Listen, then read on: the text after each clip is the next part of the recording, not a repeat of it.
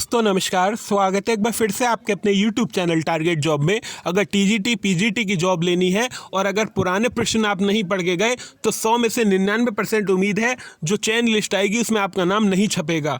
पुराने प्रश्नों की भूमिका इतनी है कि लगभग 125 क्वेश्चनों में से 60 से 55 प्रश्न पुराने प्रश्न पत्रों की एक्सप्लेनेशन या हूबहू उसी में से आए हैं। अगर आप कोई सी भी परीक्षा दे रहे हो, अगर आपका टीजीटी हो तो पीजीटी का पेपर देख के जरूर जाइएगा, लास्ट ईयर के 3-4 बार के, और जीआईसी का पेपर देख के जाइएगा। अगर पीजीटी दे रहे हैं तो टीजीटी के भी क्वेश्चन देखिएगा और जीआईसी के भी क्वेश्चन देखिएगा। कभी कभी क्या होता है, एक्सपर्ट पैनल बैठा होता है, वो प्रश्न पत्र बना रहे होते हैं तो उनके सामने नेट का पेपर भी होगा, जीआईसी का पेपर भी होगा, टीजीटी का भी होगा और पीजीटी का होगा, और अपना एक्सपीरियंस भी होगा जो क्वेश्चन इंपॉर्टेंट है, तो उसी को देखकर प्रश्न पत्र बनाया जाता है। तो कभी कभी देखा जाता है हूबहू यूपी पीसीएस प्री के क्वेश्चन भी जीआईसी में छपे मिल गए हैं। ये इसी कारण होता है क्योंकि एक्सपर्ट पैनल के पास क्वेश्चन होते हैं सभी विषय के। इतिहास का अगर एक्सपर्ट पैनल बैठा है तो इतिहास के नेट के पेपर भी होंगे, जीआईसी का भी पेपर होगा, टीजीटी का भी होगा, पीजीटी का भी होगा और यूपी पीसीएस प्री में जो इतिहास आता है उसका भी होगा।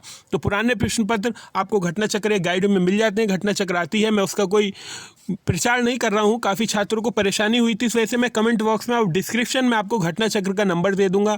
आप उस पर कॉल करके या अपने सब्जेक्ट की अगर घटना चक्र है तो मंगा लीजिएगा। अगर यूथ की किताब भी है तो यूथ भी पढ़ सकते हैं, वो भी ठीक है किताब, उसमें भी एक्सप्लेनेशन दी गई है।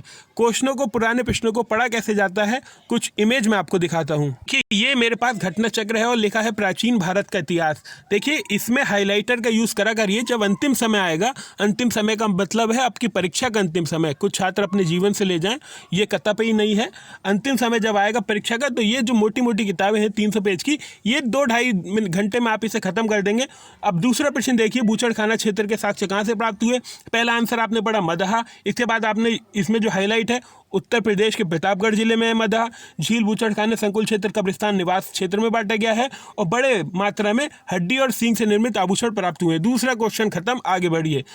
तीसरा क्वेश्चन आ गया, तो वह ज्वालामुखी राख सर्वप्रथम कहाँ से प्राप्त हुई, तो सोन नदी से। सोन नदी के बारे में ये सब चीज़ें पढ़ी। अगले क्वेश्चन पे आ जाइए। तो जब ये रटे हुए होंगे आपको तो किताब आप बहुत जल्दी खत्म कर देंगे।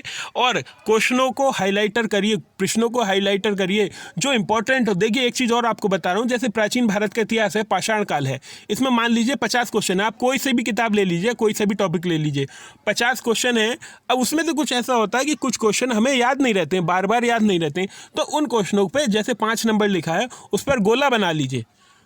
दिन में कभी टाइम मिले, खाते वक्त टाइम मिले या एयरफोन में सुन रहे हैं तो उन गोले वाले क्वेश्चनों को देख लीजिएगा बार बार।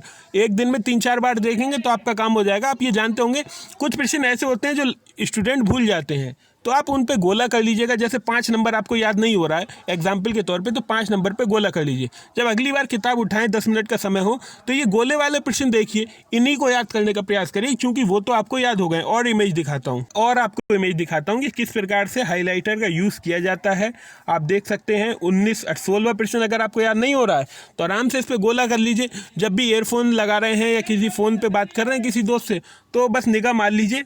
अभी कहीं जा रहे हैं, रास्ते में हैं, निगाह मार लीजिए, इन क्वेश्चनों का मोबाइल में पिक ले लिए। जब भी मोबाइल खोलें तो ये नियम बना लीजिए कि 5 मिनट मैंने मुझे ये पिक देखनी है जो गोले वाली है।